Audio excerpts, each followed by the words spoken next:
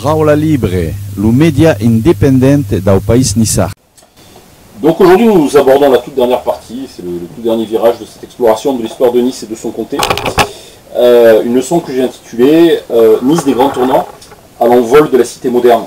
En gros de 1927-28 avec l'inauguration du monument aux morts de la Première Guerre mondiale, on se souvient des souffrances endurées par les soldats niçois du 15e corps et surtout du discrédit qui leur avait été injustement jeté.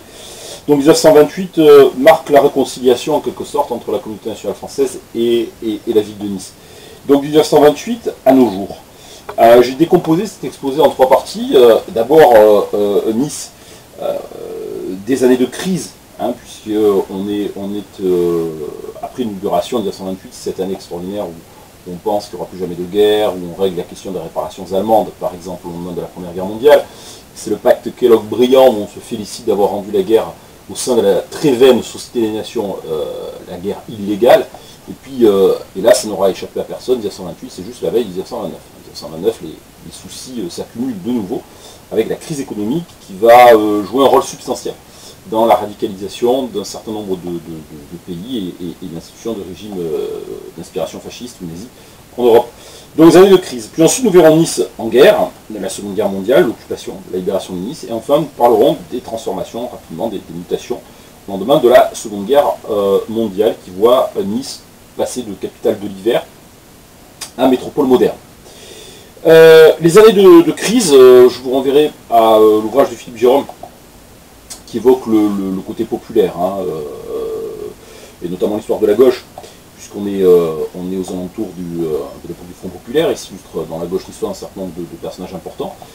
Nice, un siècle d'histoire populaire, 1860 jusqu'en 1968, paru aux éditions Giletta en 2016. Alors le premier élément de crise que je verrai, moi personnellement, c'est le fait que l'identité niçoise semble en quelque sorte menacée de tous côtés. La Niçartitude, menacée de tous côtés, alors menacée d'un côté, effectivement, et elle l'est depuis longtemps, c'est pas une nouveauté dans les années 30, par les efforts de centralisation, les efforts intégrateurs de cette Troisième République finissante, qui sont en marche depuis 1860. Et puis également les revendications fascistes, puisqu'avec l'arrivée de Mussolini au pouvoir, en 1922, cela va réactiver l'irrédentisme italien, c'est-à-dire la revendication d'un certain nombre de territoires, puisque l'Italie se complaît, et pas seulement avec Mussolini d'ailleurs, c'est une pulsion nationale italienne qui remonte à l'unification de l'Italie, se complaît dans un complexe un petit peu comme l'Allemagne aussi d'ailleurs à la même époque, dans un complexe de l'unité inachevée. Nice est une des revendications territoriales, dûment formulée par Mussolini en 1938, c'est aussi avec la Corse d'ailleurs, une des revendications territoriales de l'Italie fasciste sur le territoire français, ce qui accentue d'ailleurs les tensions entre la France et l'Italie, qui va accélérer l'effort de fortification d'ailleurs des frontières du comté de Nice, et qui fait que Nice est une ville stratégique, une ville frontière, et on s'attend d'ailleurs à juste titre à voir peut-être des combats à mener contre cette Italie qui, à l'époque, est une Italie menaçante. En réaction, à partir de 1925, Jean-Nicolas crée la Chamara d'Ensarde, et qui succède à qui complète l'Armada Nissarte d'Einaudi, et qui est aussi une réaction à une académie à Nissarde qui est jugée, elle, trop provincialiste. Autrement dit, dans le giron de ces associations, c'est là qu'est formulée la doctrine, si je puis dire, sur laquelle Nice ne serait ni française, ni italienne. Nice et niçoise. Et donc cette identité menacée de tous côtés, on y répond aussi par une réactivation de l'identité niçoise, au sein notamment de ces associations culturelles. La deuxième menace, la deuxième crise, c'est d'une manière générale la crise économique. Et les difficultés économiques de la ville de Nice. Deux axes sur lesquels il faut se pencher. D'abord, au lendemain immédiat de la Première Guerre mondiale, Nice, l'économie du tourisme aristocratique à Nice avait pris un certain essor, on s'en souvient, bien avant la Première Guerre mondiale, mais la Première Guerre mondiale met fin à une époque. Puisque puisque les couronnes roulent au sol, hein, les têtes couronnées deviennent rares. Beaucoup de monarchies, de ces monarchies anachroniques un peu absurdes, qui faisaient que l'avant-première guerre mondiale était encore un ancien monde plus proche, au fond, du Moyen-Âge que de l'époque moderne, d'un point de vue politique en tout cas, et bien tout ça, ça se termine, se sont effondrés donc ces empires anachroniques, les Habsbourg, l'Empire allemand, et surtout, en ce qui concerne le tourisme à Nice, l'Empire russe, l'Empire du Tsar. Donc l'aristocrate se fait rare. À Nice, des hôtels comme l'hôtel du Parc Impérial, l'hôtel Regina, vont perdre leur vocation touristique liée à l'aristocratie, leur vocation première. Mais l'histoire entre Nice et la Russie, ce flirt appuyé, ne se termine pas pour autant, dans la mesure où les Niçois accueillent toujours des Russes, mais c'est plus tout à fait les mêmes Russes. Ce sont les Russes blancs, ce sont les Russes qui fuient la Russie, qui en tout temps est devenue la Russie bolchevique, et qui va devenir en 1922 l'Union des républiques socialistes soviétiques, l'URSS. Donc on a l'afflux d'émigrés russes, assez fortunés d'ailleurs, ce sont la plupart du temps d'anciens aristocrates, hein, d'anciens nobles. Et Nice y gagne son surnom de Petit Odessa, par analogie avec Odessa, station balnéaire bien connue, aujourd'hui en Ukraine, de l'Empire russe. Ce qui fait que finalement, il va y avoir une phase de transition dans cette mutation entre le tourisme aristocratique et le tourisme de masse. D'ailleurs, le palais de la Méditerranée, l'élargissement de la promenade des Anglais, témoigne du fait que la ville ne va pas perdre brutalement sa vocation touristique. Sa vocation touristique va muter. Puis en 1936, c'est un tourisme moins élitiste, l'arrivée des premiers congés payés, avec les fameux billets congés payés, c'est le Front populaire, donc un tourisme, un loisir qui s'ouvre aux classes populaires. En cela d'ailleurs la France est dans le mouvement d'un certain nombre d'autres pays européens, où globalement on a des mutations sociales qui sont comparables. Et du coup, ça va véritablement sauver l'économie locale. De la même façon, les migrations qui ont caractérisé l'histoire de cette ville de Nice, qui a grandi de façon comme une ville champignon, on l'avait dit, hein, cette ville qui a connu la plus forte croissance démographique de toutes les villes françaises, continue. Nice est plus que jamais cosmopolite. D'ailleurs, je vous renvoie au travail d'Yvan Gastaud dans la revue Autrement, les éditions Autrement, en 2010, Nice cosmopolite. Donc notamment avec les Italiens. Donc la ville grandit, et en 1936, au moment du Front populaire, justement, ce sont 240 000 habitants qui peuplent la ville de Nice. En ce qui concerne la vie politique, eh bien, une bipolarisation gauche-droite, comme partout, hein, de la vie politique à Nice, une vie politique qui est partagée entre une gauche traditionnelle bon teint, qui est incarnée par Jean Médecin, maire en 1928 pour la première fois, et qui commence sa très longue carrière politique de premier édile de la cité, et qui en quelque sorte initie l'histoire de la dynastie, on le sait, des médecins, qui marquera pour le meilleur et pour le pire l'histoire de la ville de Nice. Et à gauche, c'est l'instituteur Virgile Barrel. Les deux sont, en quelque sorte, c'est un petit peu l'histoire de Pépone et de Don Camillo à Nice, entre l'instituteur Virgile Barrel, le communiste, et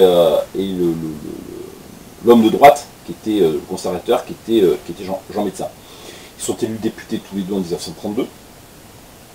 Et ils incarnent, parce que je pense à Virgile Barrel et à son communisme, c'est un communisme à la française, c'est-à-dire un communisme qui n'a en France de révolutionnaire essentiellement que les discours, si on met de côté la frange la plus radicale. En 1936, le Parti communiste est un parti de gouvernement et qui s'associe au Parti radical et la SFIO, c'est-à-dire le Parti socialiste, pour gouverner la France dans un esprit démocratique. Et les deux, du coup, font barrage, en quelque sorte, à la montée des activistes fascistes. Et les activistes fascistes, je parle de crise à Nice. Nice est doublement en première ligne par rapport à ce qu'à l'époque, notamment dans le milieu du Front populaire, on appelle le péril fasciste. Il faut bien se souvenir qu'en 1934, déjà, on a vu la montée des ligues antiparlementaires et l'affaire de février 1934. Et il y avait des menaces assez évidentes, hein, des ligues antiparlementaires contre la démocratie en France. Nice semble être une ville de front dans ce combat. C'est le fief c'est un des fiefs, c'est le fief même de la Cagoule, en 1936, avec Joseph Darnan, qui va être ensuite le fameux fondateur de la milice, très grand collaborateur du régime de Vichy. Et on est, il faut toujours s'en souvenir, à la frontière avec l'Italie fasciste, avec l'Italie de Mussolini, qui plus est, réaffirmera en 1938 son souhait de reconquérir Nice, Nizza Nostra. Le mouvement du Front populaire s'épanouit à Nice comme partout en France, c'est un mouvement qui est très suivi. Pourtant, Nice n'est pas forcément une grande ville ouvrière, mais on l'a dit déjà dans une leçon précédente, des établissements importants existent à Nice, notamment la manufacture du tabac, mais pas seulement. Le mouvement est suivi. Les grèves sont importantes, elles sont menées par, comme partout en France, par le grand syndicat majoritaire à l'époque, qui est la Confédération Générale du Travail, la CGT, et qui opère depuis un bâtiment symbolique, qui est la fameuse Bourse du Travail, qui est ce palais que tout le monde connaît, sur la place Saint-François, et qui, entre 1893 et 2009, sera justement la Bourse du Travail 2009, où les syndicats y seront expropriés. Les Sigalus de la manufacture du tabac, qui occupent cet emplacement qui est aujourd'hui celui du Carrefour TNR, sont aussi en pointe de ces grèves. Donc la ville n'échappe pas au destin national et est secouée par ces tensions sociales et ces tensions politiques. Puis arrive la guerre. Donc c'est la deuxième grande partie de cet exposé, Nice en guerre. Et là je vous renvoie aux travaux de Louis Panicacci, donc qui a consacré de nombreux travaux à cette question-là, et notamment les Alpes-Maritimes dans la guerre, 1939-1945, qui synthétise un petit peu ses travaux, qui est un ouvrage par Richard de Boré, en 2013, et qui est une base de travail intéressante sur cette question, ou qui est même la base de travail la plus intéressante sur cette question. Deux visages, comme la France d'ailleurs. Nice la collaboratrice, Nice la résistante. Alors, oui, fille aînée de la Révolution nationale. C'est ainsi qu'on a qualifié la ville de Nice. Et la Révolution nationale, c'est ce mouvement que Vichy, conservateur, que Vichy veut, que le maréchal Pétain veut insuffler pour transformer la France et en faire une dictature fasciste à la remorque de l'Allemagne nazie.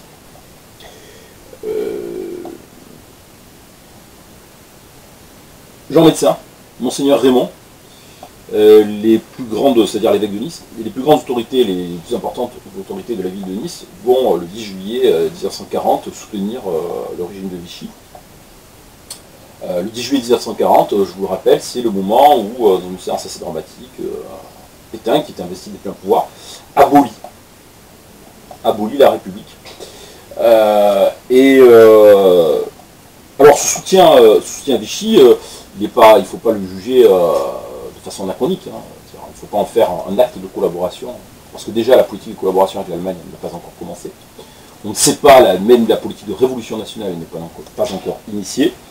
Et à part quelques appels à la résistance que très peu ont entendus depuis Londres, suivez mon regard, eh bien la légalité du pouvoir, la légalité républicaine, eh bien, pas républicaine, la légalité du pouvoir, surtout pas républicaine, la légalité du pouvoir, c'est le régime de Vichy, qui est reconnu mondialement, officiellement, pas seulement par l'Allemagne nazie, qui est reconnu aussi par exemple par les États-Unis. Donc les cadres de la Troisième République se mettent au service du nouveau pouvoir de Vichy. Ce sont seulement les députés communistes qui, dans leur ensemble, vont refuser de voter les pleins pouvoirs à Vichy et s'embarquer à Marseille pour fuir la France. Les autres se rallient derrière Vichy. Alors Virgile Barrel, lui, a eu un itinéraire plus particulier, puisque lui, en tant que communiste, et on craignait beaucoup l'action des communistes, alors surtout avec le pacte de non-agression signé entre Staline et Hitler en août 1936. Je vous rappelle que le Parti communiste français à l'époque est inféodé littéralement à Staline et à l'URSS, au moins officiellement, donc est arrêté en 1939.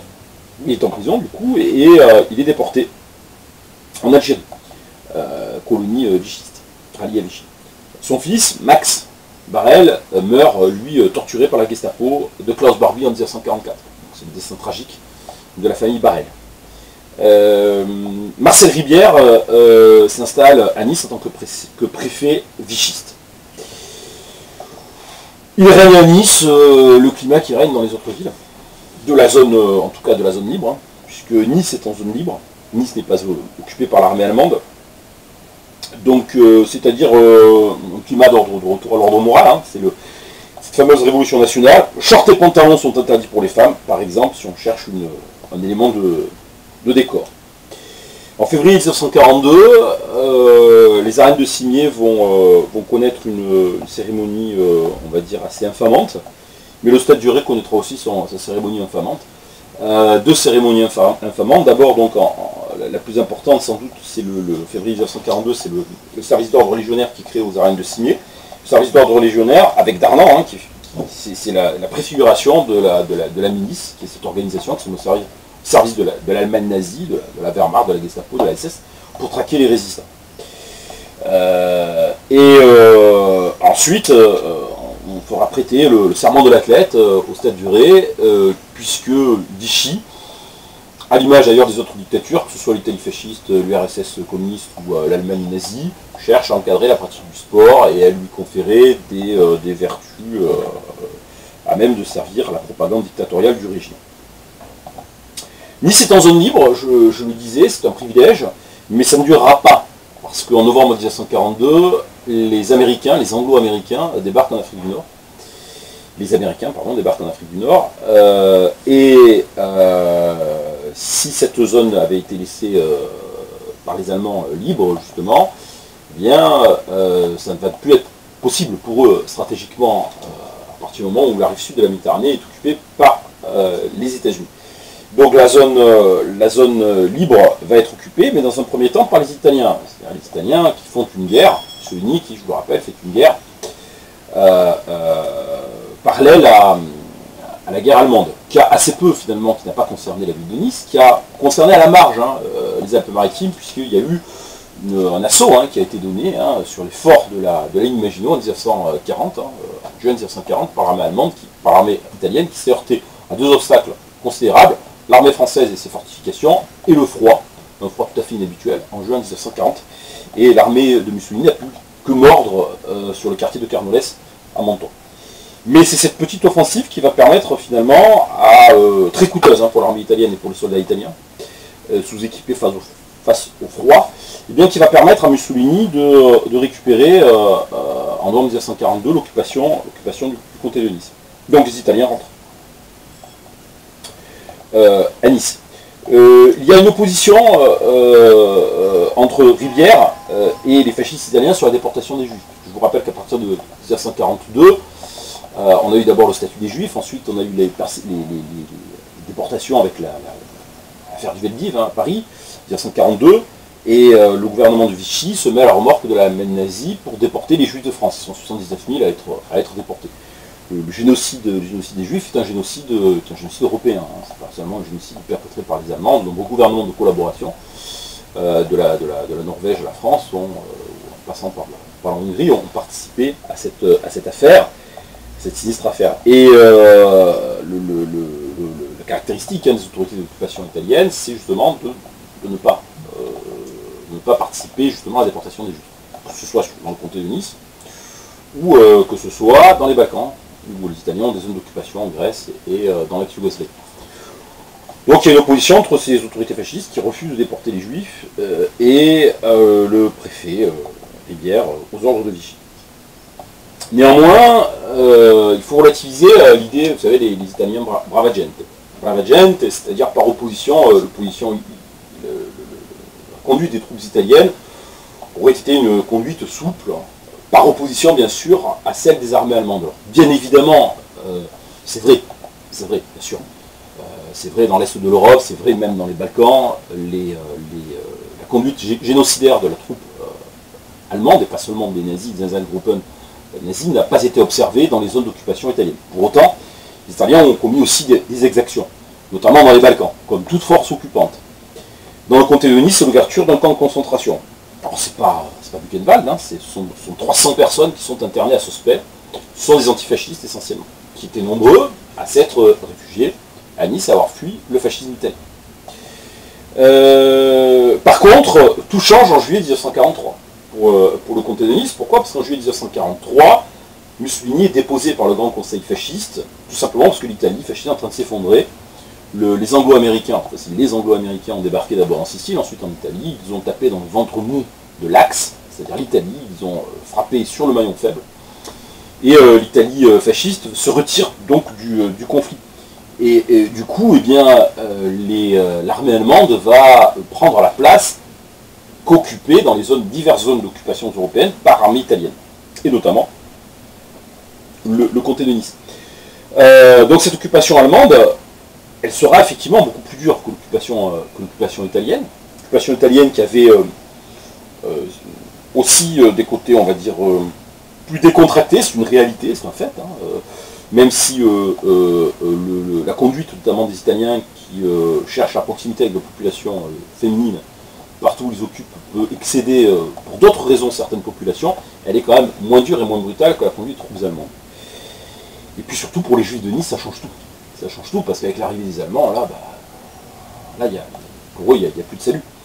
Donc deux rafles sont organisées très vite, notamment une qui va frapper les élèves du lycée Calmette à Nice, cette jeune fille, et notamment Simone Veil qui va être déportée dans la rafle. Et puis il n'y a pas que ça, il faut imaginer la façon dont la population du comté de Nice, de la ville de Nice, va souffrir de l'occupation, comme toutes les populations soumises à occupation en France et en Europe. Une souffrance de privation, alors bien sûr moins pour les villages de l'arrière-pays, parce qu'il y a toujours la solution de l'agriculture, des populations dans les campagnes, davantage de moyens de subsistance. Par contre en ville on a faim, bien sûr. Et puis il n'y a pas que ça, il y a les bombardements aussi. Alors bien sûr Nice a été beaucoup moins frappé que d'autres villes en France, les ports qui ont été largement détruits et bombardés, ou la Normandie, on sait que des villes comme Caen, Saint-Lô, etc. ont été quasiment entièrement rasées, entièrement détruites par les bombardements alliés, bien sûr, puisque les alliés préparent l'invasion de l'Europe, pour libérer l'Europe de la présence allemande. En mai 1944, le bombardement anglo-américain, alors qui vise à la base les installations de la gare Saint-Roch et les ponts sur le Var, tue quand même la bagatelle de 436 personnes.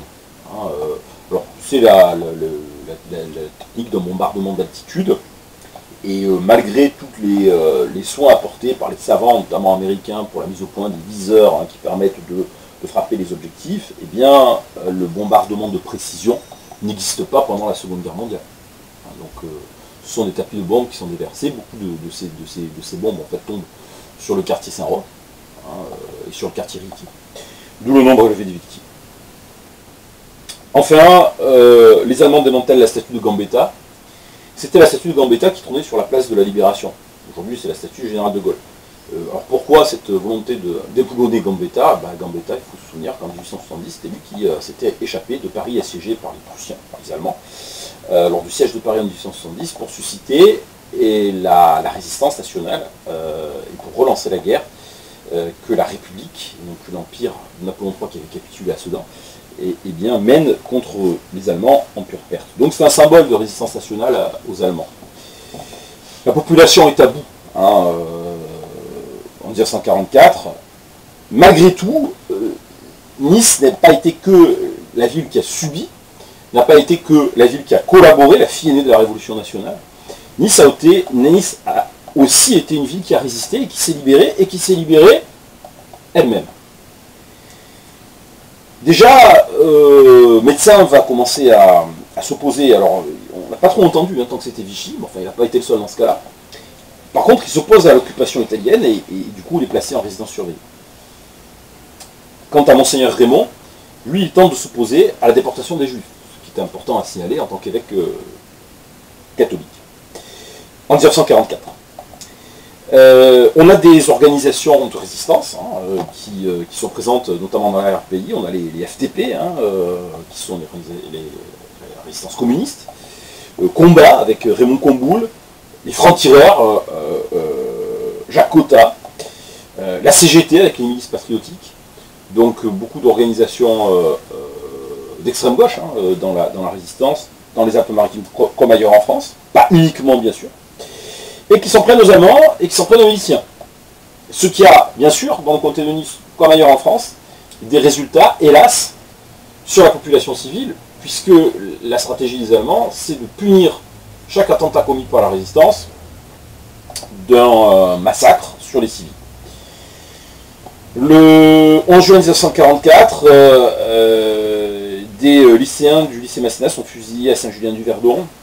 Le 7 juillet, suite à une rafle qui est effectuée dans le village de Gatière, qui est connu pour son orientation communiste, on va dire, eh bien c'est la pendaison publique de deux résistants FTP communistes, Thorin et Grassi. Alors Grassi, qui en plus est un antifasciste italien, et qui plus est un ancien des brigades internationales, qui étaient ces volontaires qui, pendant la guerre d'Espagne, avaient fait front contre Franco.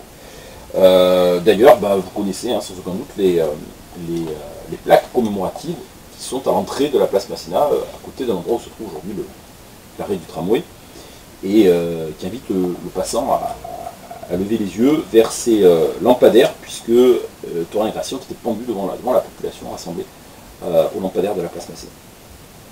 Enfin, le 15 août, alors que le débarquement a déjà eu lieu, le débarquement d'abord en Normandie, bien sûr. Le front de Normandie a été percé d'ailleurs par l'armée américaine, et notamment l'armée de Patton, les armées américaines commencent à rouler vers Paris, débarquement en Provence, sûr, débarquement sur les plages varoises.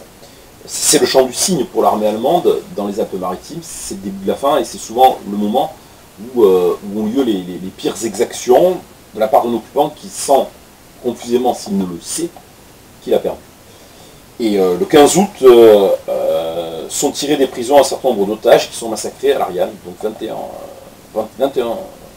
otages, 21 otages, dont 3 femmes sont massacrées, 21 otages, dont 3 femmes sont massacrées donc, à l'Ariane. Population tabou, le 28 août, c'est l'insurrection. Alors l'insurrection, les troupes américaines ne sont pas loin, c'est vrai, elles progressent, mais la ville de Nice n'est absolument pas un objectif. Il n'y a pas du tout d'objectif. L'objectif stratégique, c'est de remonter la vallée du Rhône et de prêter main forte à la libération de la France, puisque le but du jeu, c'est quand même, en tout cas les Alliés y croient, au moment où je parle, c'est-à-dire à la fin du mois d'août, alors que Paris vient d'être libéré, 1944, les Alliés croient dur comme fer, en septembre ils franchiront le Rhin, ce qu'ils essaieront de faire d'ailleurs, et normalement, avant la fin de l'hiver, ils seront à Berlin et la guerre sera finie en 1944. Donc il n'y a pas à s'attarder. Nice n'est pas un grand port, c'est pas un port stratégique. Nice n'est pas son objectif pour l'armée américaine. Donc le 28 août, c'est l'insurrection. C'est une grève insurrectionnelle qui est décidée, qui est lancée par la CGT. CGT clandestine, bien sûr. Donc la garnison allemande est forte de 1500 hommes, c'est pas rien, c'est une vraie force de frappe. D'ailleurs, les combats durent toute la journée, il y a 31 tués.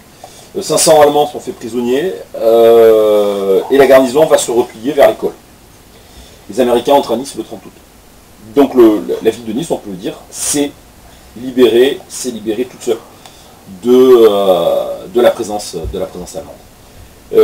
Les Américains donc ne rentreront que le 30 août à Nice. Les combats vont continuer, vont s'éterniser sur l'école, sur la zone d'école, jusqu'à l'absurde assaut de la position que tenaient les Allemands sur l'école de Lothio en 1945, parce qu'il fallait une victoire, à la France, une victoire très chèrement payée, le fort de Lothio, pourtant encore, si vous passez par là-haut, par exemple, prendre le sentier qui mène à Sime-du-Diable, eh bien, on voit encore les impacts sur le fort de Lothio qui témoignent de ces combats de 1945. Les Américains entrent le 30 août et De Gaulle est accueilli, lui, le 9 avril 1945 à Nice, un accueil totalement délirant, comme partout en France. Pour l'homme qui incarne la France libre, qui incarne l'unification des mouvements de résistance, y compris communistes, au sein du Conseil national de la résistance, c'est pas un mince exploit, puisque De Gaulle est tout sauf, bien évidemment, un homme de gauche. Mais il a su fédérer autour de lui, dans la lutte pour la résistance, tous les mouvements républicains et patriotes, y compris le Parti communiste, qui est républicain. Et De Gaulle, d'ailleurs, est accueilli à ce titre par Virgile Barrel. Nice libérée, dit-il, Nice fière, Nice glorieuse. Ça rappelle bien sûr le Paris libéré. Maintenant, que va devenir cette ville de Nice ? donc libérée.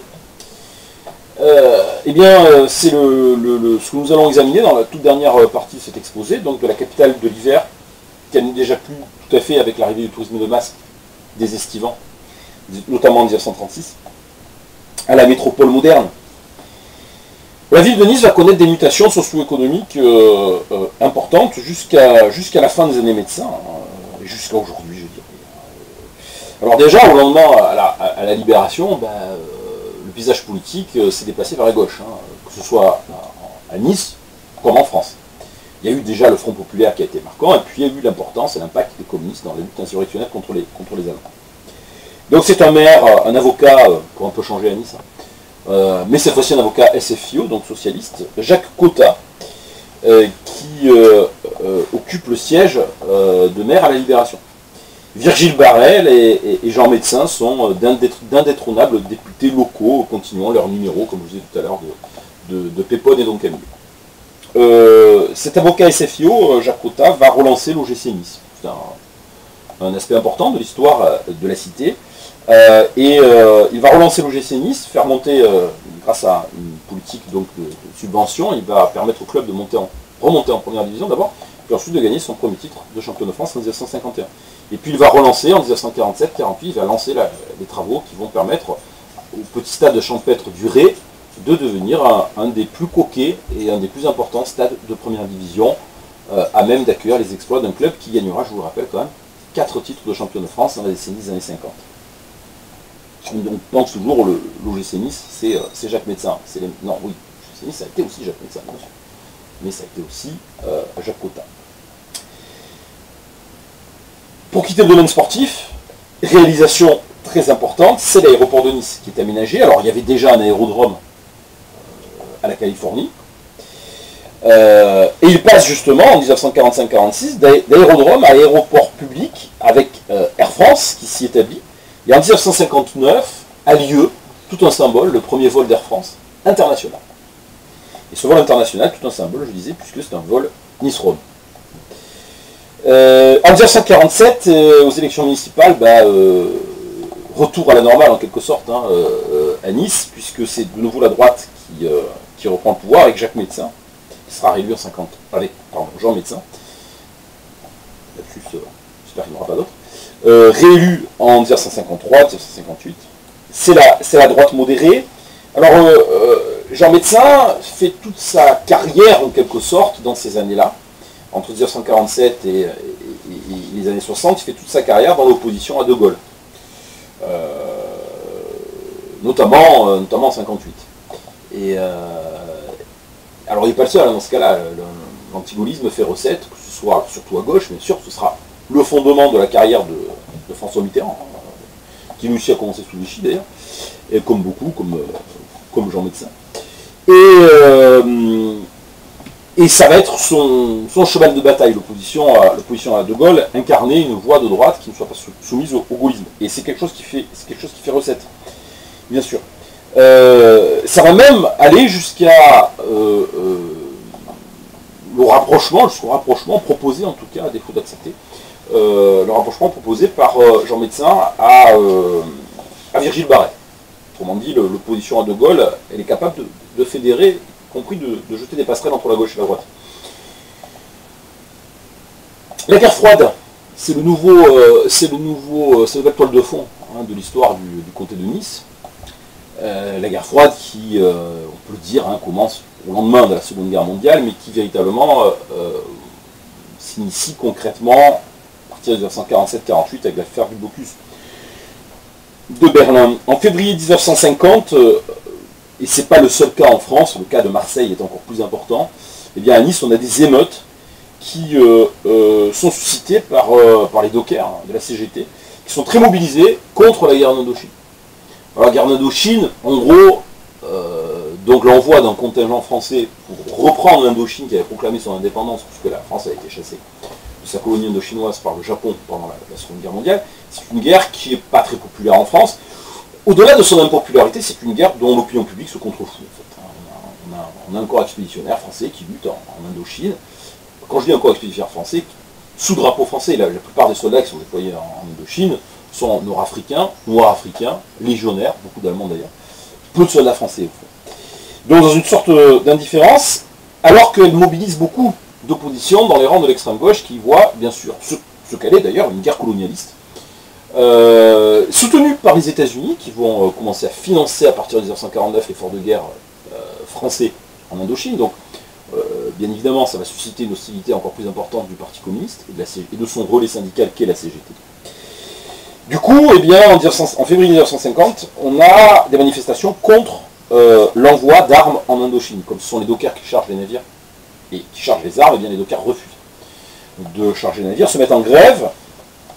Alors ça essaime dans la ville, puisqu'on a une grève qui est très suivie, avec des manifestations, avec toute l'extrême gauche, toute la gauche, au-delà de l'extrême gauche, la gauche locale est mobilisée sur ce front. Et d'ailleurs, le journal Le Patriote, qui est, au lendemain de la Seconde Guerre mondiale, on va dire le paysage de la presse niçoise, c'est clair, c'est Nice Matin d'un côté, à droite, et Le Patriote, qui est l'organe du Parti communiste niçois, qui est l'homme de l'humanité à Nice, de l'autre. Et le journal Le Patriote est même plastiqué, suite à ces émeutes. L'autre affaire, après la guerre d'Indochine, qui se termine donc en 1954, par la piteuse défaite de Dien Bien Phu, et bien l'autre affaire, c'est bien sûr la guerre d'Algérie. Et cette affaire de la guerre d'Algérie va avoir des résonances très importantes pour l'histoire de la ville de Nice. Et alors, résonance d'abord dans un premier temps, parce que déjà des Niçois sont envoyés de nouveau au front, et sont tués au front, comme beaucoup de jeunes Français, puisque là, contrairement à la guerre d'Indochine, on n'envoie pas seulement les troupes professionnelles se battre, on envoie aussi le contingent, c'est-à-dire les jeunes Français qui se font sous le drapeau. Donc il y a encore le service militaire. 24 mois de service en Algérie. Il y a une opposition, bien sûr, de la gauche, de l'extrême gauche, une fois de plus, à ce qui est perçu de nouveau comme une guerre colonialiste. Et sur fond d'attentats de l'OAS, avec une extrême droite qui est mobilisée en Algérie comme en France. En 1961, Georges Tabarot, qui est le rédacteur en chef du Patriote, et qui est un ancien résistant, réchappe de peu à une bombe.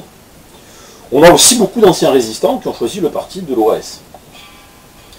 Et puis, surtout en 1962, la ville de Nice va être encore plus concernée par les conséquences de la guerre d'Algérie, puisqu'après les accords d'Évian, on va observer l'afflux, un afflux très important de population française, d'Algérie. Ce sont à peu près 80 000 pieds noirs qui arrivent à Nice. Alors imaginez 80 000 pieds noirs pour une ville d'un petit peu plus de 200 000 habitants, c'est quand même quelque chose de tout à fait colossal. Donc un afflux absolument énorme. Alors, ces pieds noirs, ces 80 000 pieds noirs arrivent à Nice, ils reçoivent un accueil glacé. Alors pour de multiples raisons. Déjà, la population s'inquiète de la façon dont on va être capable de gérer cet afflux de population. On n'a jamais connu ça dans l'histoire de la vie. Donc il y a une inquiétude de la population niçoise. Il y a aussi une très grande lassitude des événements d'Algérie, comme on disait à l'époque. On ne disait pas la guerre à l'époque, officiellement en tout cas. Très grande lassitude des événements d'Algérie. Le prix du sang payé par les jeunes niçois tués en Algérie. Tout cela explique cet accueil glacé. Et puis, il y a une autre communauté, qui, dans ces années-là, pas seulement en 1962, mais ça a commencé des années 50, et même un petit peu avant, en fait, clairement des années 30, en fait. Mais ça s'est massifié dans les années 50-60, c'est l'afflux de la population maghrébine. Ils viennent aussi, la plupart du temps, d'Algérie. Beaucoup de Tunisie aussi sur la côte d'Azur. Tunisie qui est devenue indépendante en 1956. C'est à l'époque une immigration voulue, c'est une immigration choisie, avec des ouvriers, en fait, des gens qui vont travailler essentiellement dans le BTP, dans les chantiers, puisque c'est l'époque des 30 Glorieuses. On construit. La ville se construit, la France se construit, et elle n'est pas construite par des Français, elle est construite par des Espagnols, par des Portugais, par des Italiens depuis très longtemps, et de plus en plus par des Maghrébins, singulièrement des Algériens. Donc il faut gérer tous ces flux migratoires qui se rencontrent, qui se croisent d'ailleurs, une certaine indifférence, puisqu'on parle à la fois des pieds noirs et des Algériens maghrébins. Donc c'est l'époque où on commence à construire les grandes barres, les grands ensembles, les grandes cités, et la ville de Nice, le paysage de la ville de Nice va radicalement changer à ce moment-là.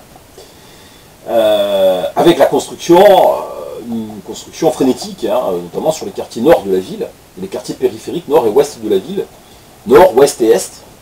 Donc la ville déborde de son cadre géographique, Et donc avec des cités, hein, je vous l'ai dit, de type cité HLM, hein, les Moulins, l'Ariane, et qui vont accueillir cette nouvelle population pied noir et aussi population maghrébine. Le BTP, c'est le premier employeur de la ville à l'époque. Hein. C'est le premier employeur de la ville, à l'image des grandes entreprises de BTP niçoises que l'on connaissait à l'époque, hein, les Nicoletti, les Spada, et qui emploient prioritairement une main-d'œuvre immigrée, une main-d'œuvre pas seulement maghrébine hein, d'ailleurs, mais essentiellement maghrébine sur la ville de Nice. À noter aussi l'arrivée de harkis, qui sont, je vous rappelle, les combattants algériens qui ont combattu dans les rangs de l'armée française pendant la guerre d'Algérie, mais qui convient à l'époque, c'est la politique de l'époque, de séparer des Algériens qui sont venus, eux, travailler, des migrants économiques, parce que ces Algériens étaient plutôt des sympathisants de la cause de l'indépendance de l'Algérie, même s'ils venaient travailler en France, voire certains étaient des sympathisants du FLN. Et donc il fallait, l'idée c'était d'éviter d'importer en France la guerre civile algérienne. Je vous rappelle que la guerre d'Algérie était quand même essentiellement une guerre civile entre Algériens, dans laquelle se sont mêlés les Français. On a beaucoup d'Algériens qui n'étaient pas favorables au FLN, il y avait des Algériens qui étaient favorables au mouvement national algérien, il y avait des Algériens qui étaient favorables à la présence française, il y avait des harkis qui se battaient dans les rangs de l'armée française. Donc on va se retrouver avec les harkis et des maghrébins plutôt favorables au FLN, donc on met les harkis à l'abri, entre guillemets, et on construit des camps. Donc c'est l'internement des harkis, voilà, récompense hein, de l'armée française et de la France, République française, pour les gens qui ont combattu pour la France en Algérie, les camps, notamment Roquestéron, où on va parquer des harkis, jusqu'aux années 80. Et enfin, troisième afflux de population, eh bien, ce sont les retraités. Ce sont les retraités qui commencent massivement à s'installer dans la ville de Nice, avec ce qui va entraîner, on le sait, hein, une hausse des tarifs en centre-ville, une gentrification de l'hypercentre de la ville de Nice, et gentrification qui va se terminer par, dans les années 80-90, la réfection du Vieux-Nice. Et aujourd'hui, la gentrification, elle en est au quartier de la Gare. Hein. 330 000 habitants en 1968, la ville de Nice, 330 000 habitants. 240 000 habitants 30 ans plus tôt, donc on a quasiment 100 000 habitants de plus en 3 décennies, c'est énorme. Comme poussée démographique, ça s'explique par, bien sûr, l'afflux de ces populations pieds noirs, maghrébines et des retraités. Avec aussi quand même le maintien d'une migration méditerranéenne, puisqu'on a aussi des Portugais qui s'installent à Nice, le quartier Gambetta notamment. Puis on a toujours des Italiens. L'Italie est toujours un foyer d'émigration, alors plus autant bien sûr que dans les années 20-30, mais elle l'est toujours, elle restera jusque quasiment aux années 1980, même si parallèlement l'Italie connaît son fameux miracle économique italien. L'industrie quitte la ville, le centre-ville, au profit de la périphérie, ça aussi c'est une mutation socio-économique importante. Et notamment les zones de carrosse de la Trinité, qui deviennent les zones industrielles de la ville de Nice. Et la fonction touristique connaît encore une certaine mutation. Alors, on est toujours dans le tourisme de masse, dans le tourisme balnéaire de masse, bien sûr. Mais à partir de 1955, avec le Palais des Congrès, agrandi en 1960, eh bien, la ville de Nice se tourne aussi vers le tourisme d'affaires.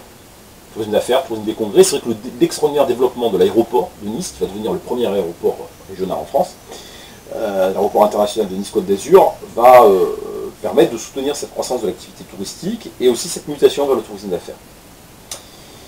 Et puis enfin, en 1965, eh bien, va doter la ville de Nice d'une université. Qu'est-ce qu'elle est, mais qu'elle mérite d'exister. Ce qui va aussi être constitué une mutation attendue hein, dans ses fonctions hein, de cette ville, qui devient la 5e ville de France, hein, qui est la 5e ville de France et qui prend définitivement sa place dans les grandes villes françaises. Parallèlement, ce sont les années médecins qui vont accompagner ces dernières mutations dans les années 60, 70, 80. Les années Jacques médecin. Donc, qui succède à son père en 1965, qui est réélu en 71, de justesse en 77, en 1983, en 1989. Alors, le médecinisme. Qu'est-ce que le médecinisme? Alors, le médecinisme, déjà, c'est une posture, on on va dire une posture, pour la populiste, oui, pourquoi pas, oui, bien sûr, une posture qui recycle un vieux discours politique niçois, en fait, que le médecin n'a pas inventé, et qui a fait florès chez les élites niçoises, mais dont il va devenir en quelque sorte le champion incontesté, c'est-à-dire le discours d'opposition à Marseille et à Paris. Alors, opposition à Marseille, c'est un petit peu plus nouveau, hein, ça c'est plus du Jacques Médecin. Opposition à Paris, c'est-à-dire l'idée sur laquelle, quand on est à Nice, on se pose en quelque sorte en champion de la Nice-artitude et presque en opposant à Paris, et quand on monte à Paris, par contre, on est dans la communauté nationale, on est la ville de Nice, on est fiers d'être français. Et c'est ce discours, de cette Nice-artitude exacerbée, elle s'exerce non seulement dans ses discours d'opposition à Paris, mais aussi d'opposition à Marseille, ce qui est un petit peu plus récent. Il faut dire que la régionalisation oublie la ville de Nice. Alors là, une capitale régionale, c'est Marseille. À l'époque, je vous rappelle par exemple que pour faire plaisir à Caen et au Havre, on crée 2 régions, Haute-Normandie, Basse-Normandie, avec 2 départements. Personne ne songe à créer une région autour de la 5e ville de France. Bon.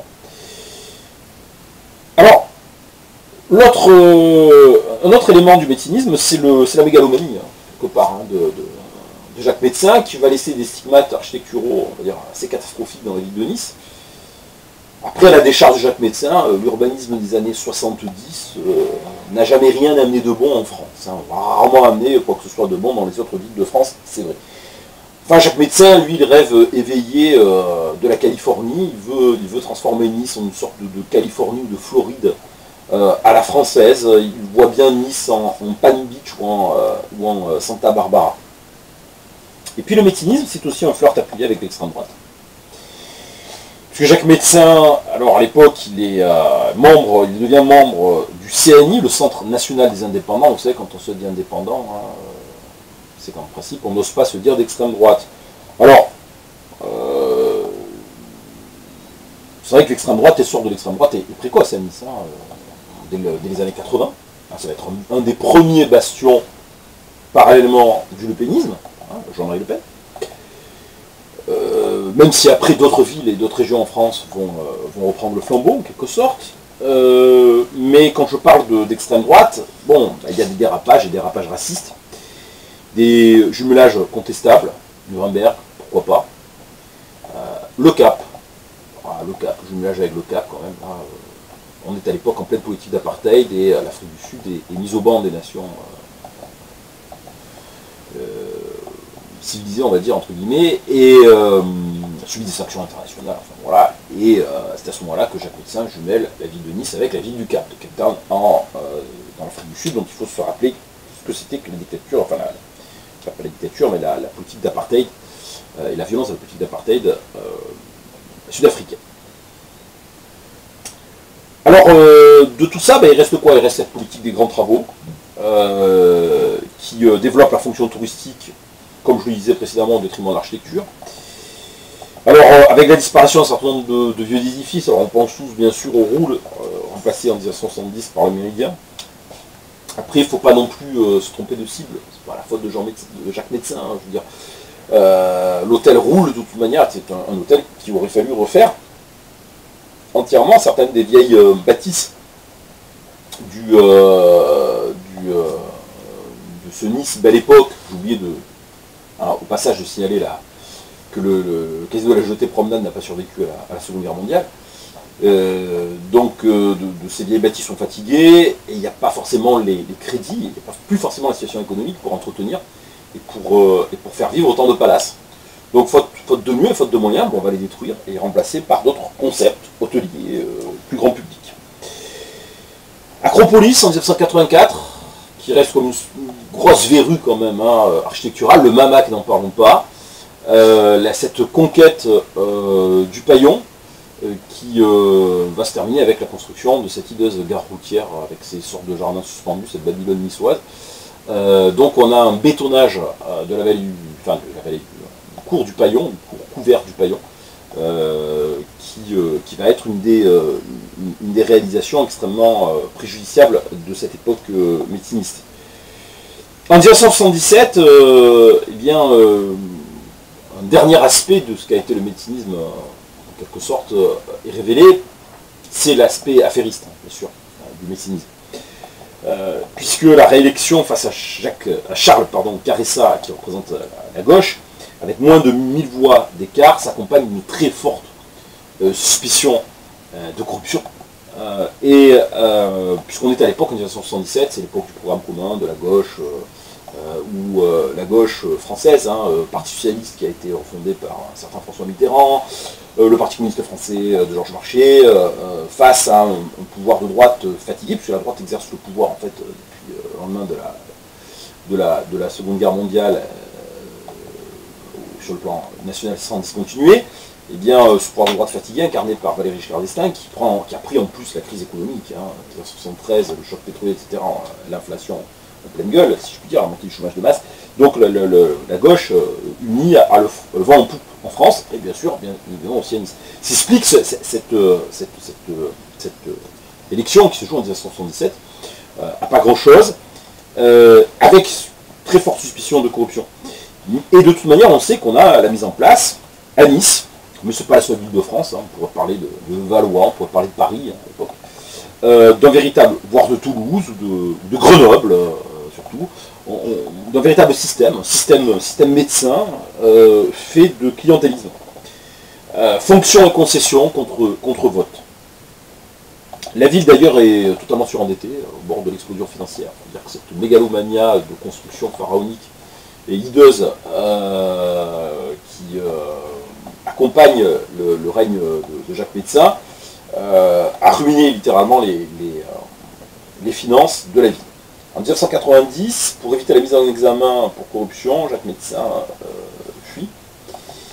Alors il fuit, on le sait, en Uruguay, à Punta del Este, dans une autre station balnéaire, et tout simplement parce qu'il n'y a pas d'accord d'extradition entre l'Uruguay et la France. C'est pas parce qu'il y a une passion subite pour l'Uruguay. Pour éviter donc la mise en examen. Et il va mourir en exil, à Punta del Este. Pour terminer, sur la période la plus récente, je parlerai des grands travaux de la cité moderne. Et alors il y a un moment de battement qui est dans les débuts des années 90, avec Honoré Bellé, puis Jean-Paul Baretti, qui est le neveu de Léon, qui était député avec Jean Médecin, donc ça a toujours un petit peu le même entre-soi de la droite modérée qui reprend en quelque sorte le flambeau, mais dans la politique totalement grévée par l'état catastrophique des finances publiques, où la ville de Nice est au bord de la mise sous tutelle. En 1995, un transfuge du Front National, Jacques Perrin, avocat bien connu, puisqu'il a défendu quand même un prix de justice très célèbre à Nice, devient maire de Nice. Et sa politique est une politique qui va en quelque sorte relancer véritablement la ville de Nice,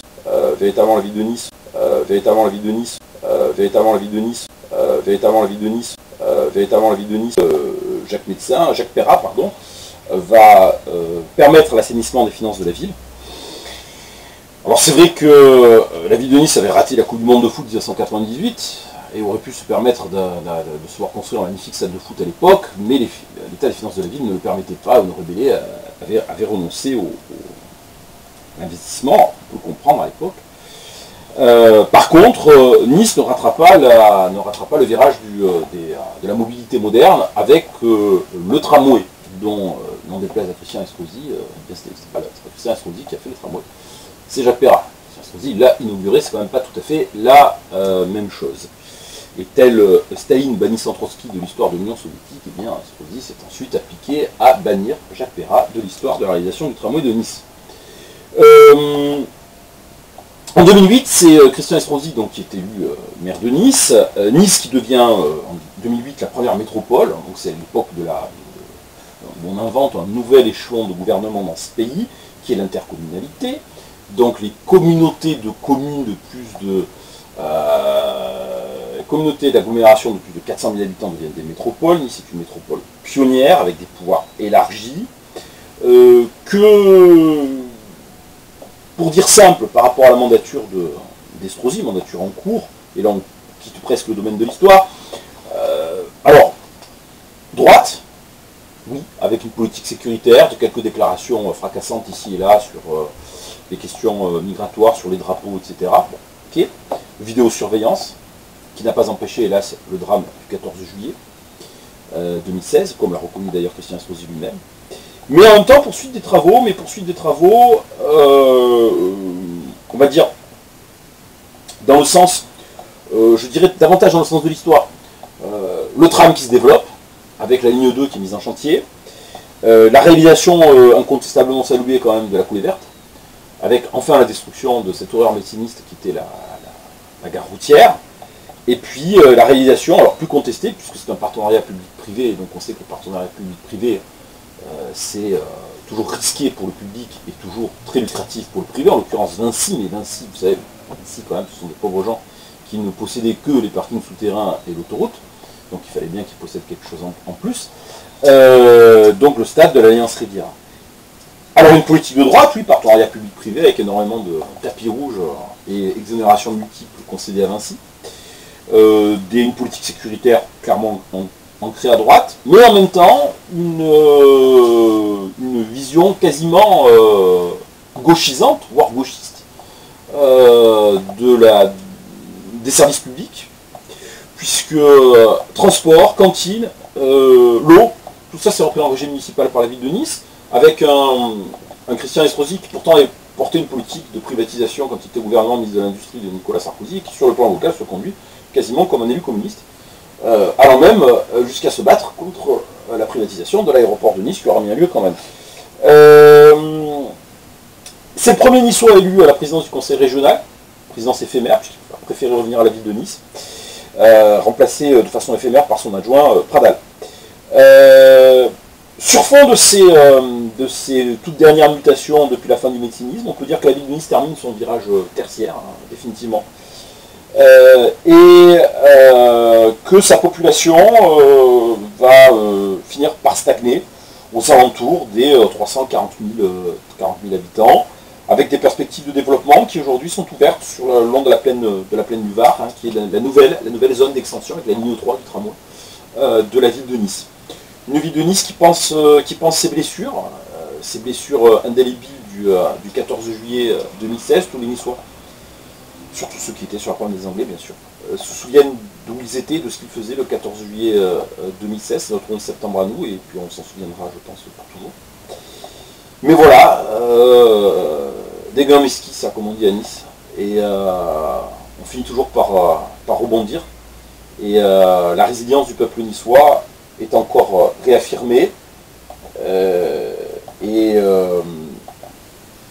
et bien aujourd'hui, l'avenir nous dira ce que deviendra notre beau pays niçois dans le futur. Donc merci d'avoir été à l'écoute de cette trop courte évocation. Hola mia bella Nisa, regina dei flu, li tiu vittorisa, io canterai tu giù, canterai di montagna, li tiu tan rive de cor, li tiu verdi campagna, li tiu gran soleil d'or.